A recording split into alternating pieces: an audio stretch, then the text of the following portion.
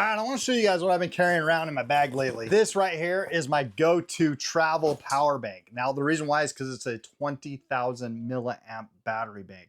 It's going to last a long time. It's going to charge my S26 up to 6 times before I need to recharge this thing. Now, the cool thing about this particular battery bank is that it has a smart charge. So if it gets up to full charge, it's going to give you that trickle charge. If you have the, let's just say, more mature devices, have you ever noticed that sometimes your older devices don't charge with the new technology? You can power down with this thing. I don't have a lot of use cases, but that's pretty cool to know that it's going to trickle charge and power down. To enter into that power down mode, you do need to double tap on the power.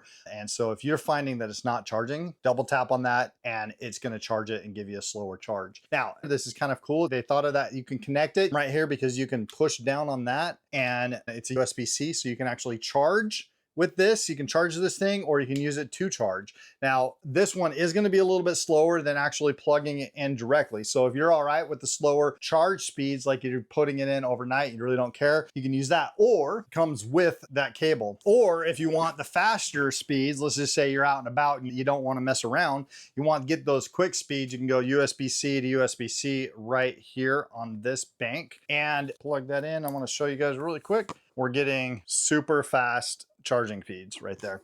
So super fast, and it's going to take me 34 minutes to full, and I'm down to about 55%. So about a half hour, I'm going to get this full this way. Just to give you a comparison, if I didn't use that USB-C, let's just say that I don't have it on me, but this one has the one built in. I plug that in, and that's going to give me super fast as well.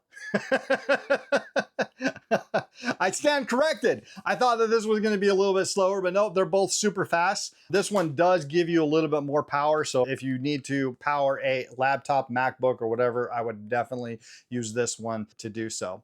In fact, let's see if it's going to provide enough juice to do that. All right, let's plug this in and see exactly if we can charge it with this. Now I'm at 55. I love that digital display right there. I don't know if you guys can see that. Can you see that? It says 55 right there, 54. That's how much battery life I have left in this. So you can see that. That's pretty cool. It tells you exactly how much life and when you need to recharge it. So I just plugged this in. This has been dead. This has been sitting for a little bit. So we're going to see if it actually will kick on.